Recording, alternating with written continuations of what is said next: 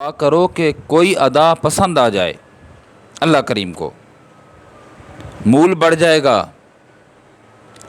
عظمت بڑھ جائے گی، شان اور مقام بڑھ جائے گا، کھاتے میں لگ جاؤ گے۔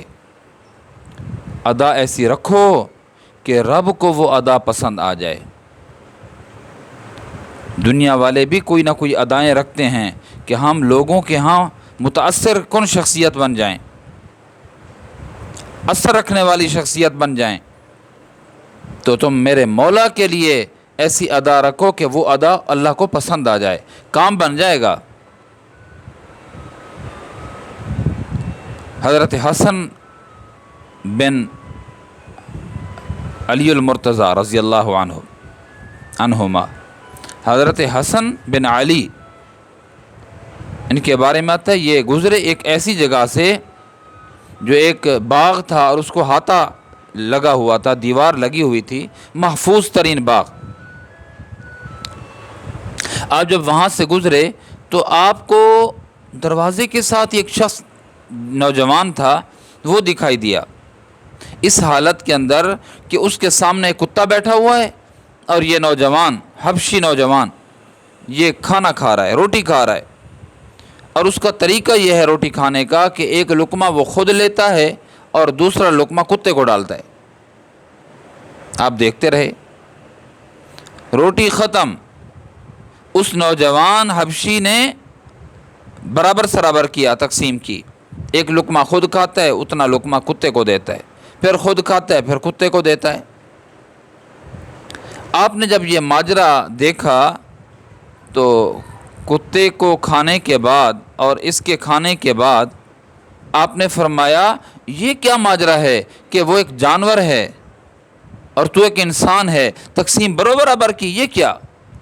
اس شخص نے بڑا عجیب جواب دیا، اس نے کہا کہ یا حضرت، میری آنکھیں کتے کی آنکھوں کو دیکھ کر شرم محسوس کر رہی تھی کہ میں اس سے زیادہ کھاؤں اور وہ کتا دیکھتا رہے۔ آپ نے فرمایا تو کون ہے؟ کہا غلام ہوں۔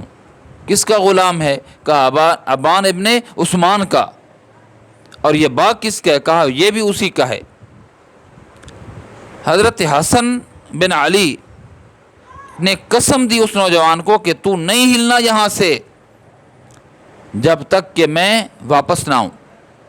ابان ابن عثمان کے پاس تشریف لے گئے حضرت حسن، اور وہ غلام خریدا فوراً، اور وہ باغ بھی جو دیوار کے اندر محفوظ تھا اس کو بھی خریدا، اور فوراً واپس آئے، نوجوان کو کہا کہ میں نے تجھے خرید لیا ہے۔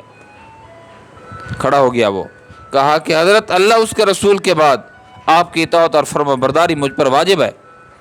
آپ نے فرمایا میں نے تجھے آزاد کیا،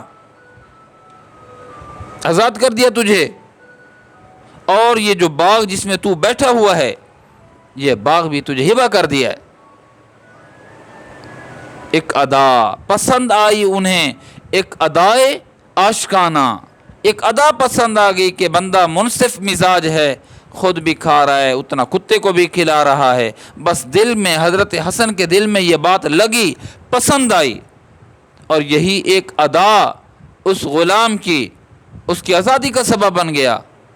تو میرے دوستو، ہم ادائیں رکھیں اپنے پاس، ایسے اعمال رکھیں کہ جو اللہ کی رضا کے لیے ہوں، لوجہ اللہ ہوں، بس مطمع نظر اللہ ہو، اللہ کی محبت ہو، اللہ کو دکھانا ہو، مخلوق کو نہ دکھانا ہو۔ پھر دیکھنا کہ اس ادا کا مول کتنا لیتے ہیں اللہ پاک، کتنا دیتے ہیں۔